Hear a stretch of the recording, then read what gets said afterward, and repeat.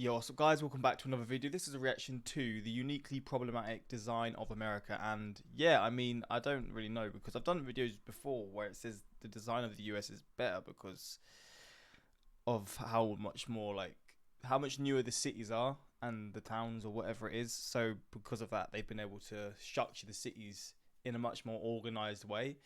But I guess this is going to go into aspects that it doesn't work. I'm not too sure, but we're going to just jump into this and learn about it. And yeah, hope you're going to enjoy. Links are in the description to my Patreon if you want to see some more of my reactions that I can't post on YouTube. But let's just check this out. This is the Lower Manhattan Expressway, or at least it almost was, and thank God for that, as this project almost became the epitome of what America stands for: terrible design. Basically, this expressway would have torn through the heart of America's largest city with a 10-lane elevated highway at the cost of the surrounding neighborhoods. Thankfully, activists like Jane Jacobs fought the project for years, writing the influential book The Life and Death of American Cities, and thankfully this horrible idea was abandoned. But while Manhattan escaped the worst of mid-century urban planning, other cities around the United States weren't so lucky. Today, nearly 70 years after the Federal Aid Highway Act of 1956 set out to build the country's system of interstate highways, much of the country is unrecognizable, and the result is just one of the many ways. Wait.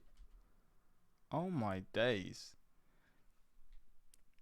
Oh, it doesn't say what year this is from, but jeez, man. This is the same place. Highways, much of the country is unrecognizable, and the result is just one of the many ways, yes, many ways, that America is terribly designed. The federal highway system is likely the most expensive infrastructure project in American history, costing $571 billion so far and adding nearly 50,000 miles or 80,000 kilometers of roads over 2 decades. The system has made it easier and cheaper for goods to travel across the country for people to get to work or travel to other places they want to go, which is great, but the collateral damage of this massive project was that over 1 million people were displaced by the construction. The idea was to clear slums, but the result was evicting minority residents and enforcing segregation that could no longer be upheld by previous laws. See, the Federal Housing Administration helped to subsidize building new housing for decades, but required that no African Americans be allowed to live there. At the same time, the US government created maps of the entire country for banks which marked African American neighborhoods as red to show they were too risky to insure mortgages. What? That is wild. What the fuck? When was this? Wait, how long ago was it? This wasn't even that long ago. Which is absolutely mind-boggling to me. And that's not even all, as after World War II, the Veterans Association financed mortgages for soldiers, but these mortgages followed the same racial segregation requirements, meaning they excluded African Americans from benefiting because the neighborhoods they were allowed to live in were redlined. Today, That's so sad to even imagine how many people got screwed out of that because of their skin color.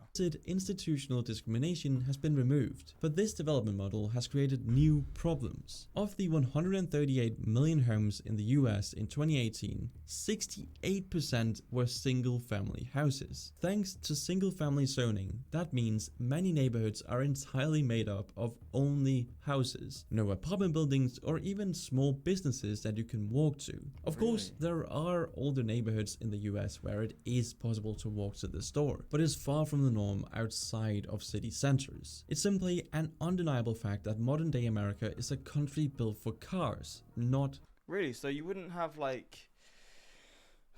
in the neighborhood that we just saw, I'm not going to get it up, wait, can you see? You can't even see, so I've got to press it. This neighborhood sort of style here, right? Would you have local sort of, we call them corner shops, there's a small shop where you can get little bits and bobs from, I don't know, food, milk, cereal. Not everything you get from a big shop, but you can just get stuff, the essentials pretty much.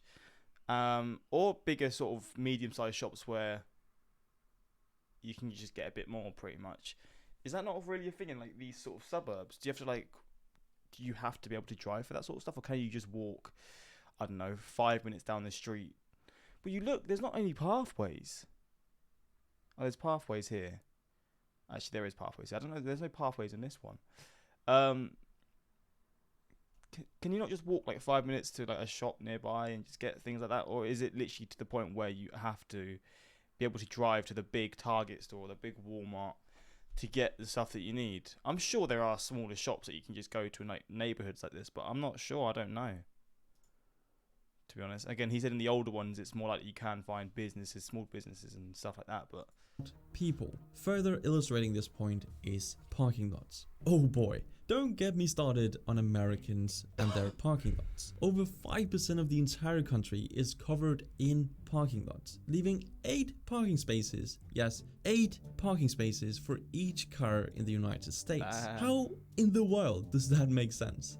I have no clue, but it's the truth. America's downtowns are full of parking lots that took the place of irreplaceable historic buildings. the thing is, it looks so ugly. But I guess if you're someone who drives, the idea of being able to like no matter what, you're guaranteed to be able to find a space is probably something that people like in general. But obviously, the look isn't something that you really want to see. But leaving an urban landscape that looks like a smile with missing teeth. To make matters worse, Donald Shoup, author of The High Cost of Free Parking, estimates that 99% of parking in the US is free, which might sound like a great thing, but it drives up the cost of housing and goods. And even outside of dense downtowns, buildings across the United States have, quote, minimum parking requirements, which gobble up valuable real estate and give it to the automobile. Just to give a bit of a reference, in the city I live in, for example, Copenhagen, we're removing parking lots and roads to make it more walkable and enjoyable to live here. But honestly, I wouldn't be too mad at the US for having their highways if they could just maintain them properly. See, today, America's roads, bridges, and other infrastructure is in a terrible state, as 10% of bridges are considered structurally deficient and 14% functionally obsolete.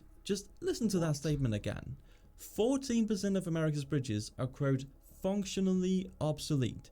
That's ridiculous. But anyway, while the United States could once build infrastructure megaprojects on a national scale, like the first intercontinental railroad that was completed in 1869 or the interstate highway system a century later, the country seems to have a hard time implementing technologies like high-speed rail that other countries figured out half a century ago. The Aquila train, which I have now learned how to pronounce, thank you YouTube commenters, your criticism is very much appreciated. But anyway, the Aquila train running from Boston to Washington DC is honestly a good start, but it can only achieve its top speed of 150 miles an hour over a short 34-mile portion of the track between Rhode Island and Massachusetts due to antiquated infrastructure and sharing the tracks with other slower passenger and freight trains. And in California, the California High-Speed Rail project is way over budget and is projected to run only between Bakersfield and Merced by 2029 after the Brightline West train from Los Angeles to Las Vegas is projected to be complete. Still, the fact that America is building multiple high-speed rail projects is encouraging, and if we take probably the US's biggest advantage into consideration,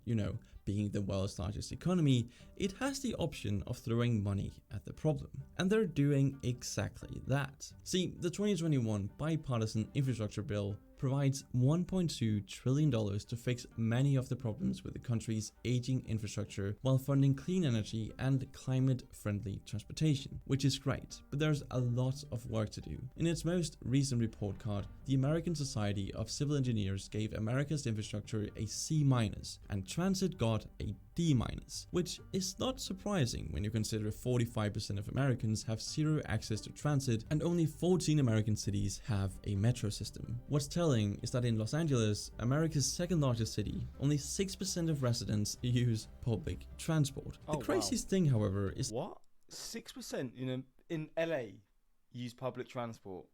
For a major city, that is, I don't know what the percentages would be in London, but the whole city is, and like New York and I guess Chicago. I don't actually know Chicago, but those sort like New York and London, and like I guess Paris, wherever, pretty much the major cities, their whole way the city runs based off the transportation, whether it's the buses or the underground or whatever it is. The public transport is what runs the city. People getting from work, all this kind of stuff. That's how the cities function. So the fact that a place like LA only 6% use public transport is It's pretty crazy to think about. Only 6% of residents use public transport. The craziest thing, however, is that it hasn't always been this way. Before World War II, extensive networks of trams, which Americans call trolleys or streetcars, were in most cities. The decline of these systems started with competition from cars and buses, but some of these original systems still survive in a few cities like New Orleans and San Francisco. In recent decades, modern trams have been reintroduced to cities like Portland and Washington, D.C. While this is encouraging, if you don't live in a major city, you're unlikely to ever benefit from these improvements though. To be fair, you don't have trams in a lot of British cities. Cities that I've been to, the only one that I can really remember them being in is Manchester.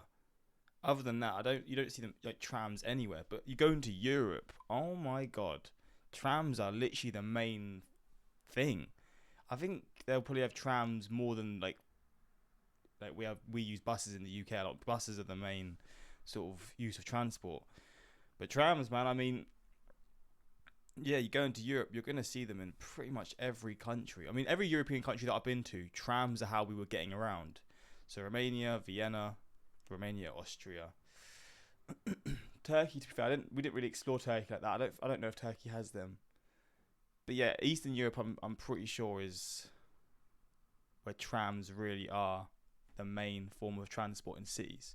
But I think it's finally time to discuss the horrible design of America's political system. While revolutionary at the time it was created, it has some striking flaws when compared to other democracies. See, every 10 years, the United States counts how many people live in each state. Based on this count, the states have to change the voting district so that each district has roughly the same number of people. But some politicians redraw these districts to help their own party win more elections. They might make weirdly shaped districts that group together people who are likely to vote for their party and spread out people who are likely to vote for the other party. This is called gerrymandering. Oh, wow. Oh, damn. I guess both sides do this, right? Where you can just... Damn, that is wild. That is crazy how they can do this sort of thing. They can just sort of work it around. So, okay, so you see more blue here, then more red here. More red here. More blue. Okay, that is weird, man.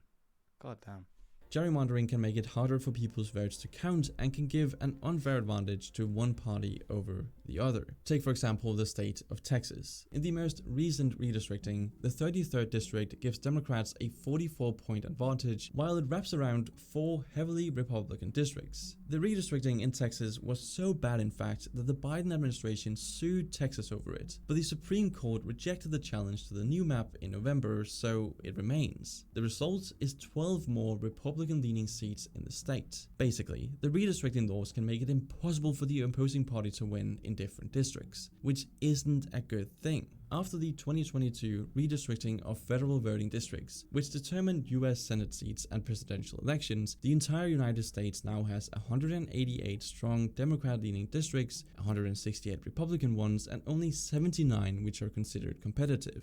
US federal elections use a plurality election system, meaning the candidate which gets the highest percentage of votes wins. This is also called a winner-takes-all system. In comparison, the EU Parliament uses a proportional voting system, which gives seats to any candidate that wins more than 5% of the vote. This is great for giving a voice to smaller parties which would have no chance in a plurality system. But let's now talk about the other major flaw of the US election system. Yes, the Electoral College. Basically, the president isn't directly elected by the people, but by a group of representatives called the Electoral College. When America's democracy was first founded, the idea was a compromise between letting Congress or the people choose the president. But it seems insane to use this weird proxy when you could just let citizens directly choose their leader instead. The consequences of keeping this system are real. Donald Trump had nearly 3 million votes less than Hillary Clinton in 2016, but was able to win because he had 74 more electoral votes. Another thing that doesn't How much really does make one vote,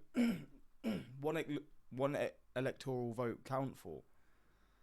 I didn't even know about that. To be honest, I've never heard of that in my life. Sense to me is how the US has structured their education system. While things like healthcare, safety, and education are seen as human rights in other countries, Americans have to pay up. The cost of a university education at a public university has grown 175% over 20 years, drowning young people in debt that they could have used for maybe a home if they lived in a country with cheaper education. The average in-state university costs $10,200 per year for a 4-year bachelor's program, but depending on the state and whether you're at a private or a public university, the cost can be as much as $50,000 per year. On the other hand, German students pay around €250 per semester in administrative fees. Yeah, the UK is not good for college either, or uni. Yeah, the prices here are very expensive. Although private universities can have American-style price tags. And in Denmark, you get paid around $1,000 per month just to study. But back to the US. Another thing I don't really get about the US's design is their state structure. Because even though all states technically fall under the same country, well, they do, there is a stark divide between states in terms of the level of development and standard of living. For example, Connecticut, the wealthiest state, and Mississippi, the poorest, have major gaps in life expectancy, college attainment, income, and other factors. To put that into perspective, Connecticut, a state of 3.6 million people, has a GDP per capita of $89,301 in Q3 of 2022, close to Norway's $88,750. Mississippi, with 2.9 million people, had a per capita GDP of $47,500, which is slightly below Germany's. Both would be considered wealthy countries, but Connecticut is nearly twice as well off. In a country as large as the United States, each state is like a country in itself with its own unique laws. What's bizarre to me as a foreigner is that laws can vary from one state to another. If you drive across the river from East St. Louis, Illinois to St. Louis, Missouri, suddenly it's illegal to turn right on a red light. Like, why would you have different traffic laws in different states? Doesn't that just unnecessarily confuse things, or is that just me? I mean, another great example is that you can legally possess cannabis in Bristol, Virginia, but if you literally just cross the street to Bristol, Tennessee, it's illegal. Oh my god. What the fuck? I find stuff like this so wild, man. A city literally split in half. The rules are just different. What? I'm sure there's signs to say you're crossing over, right? Because if there's not, then oh my god, that is wild. And tax loopholes exist too, because in Tennessee you don't pay state income tax, and in Delaware you don't pay sales tax. It's honestly baffling to me how this can be possible within the same country. This isn't to say that America is a terrible place to live, or even that it's a bad place. This is just a snapshot of the current situation that they're in right now, and also just my opinions. Although that's it for this video, so I mean, I thought it was just going to talk about the design of like the infrastructure, but then it just went to something a bit different. But I mean, I guess it's a look into it. But I'm getting a fucking sore throat, man. But yeah, let me know your thoughts on this. Obviously, people's opinions will be different and stuff, but I guess it's just a video on certain things. And yeah, if you want to let your thoughts know, let me know in the comments. And yeah, until next time, like, subscribe. Peace.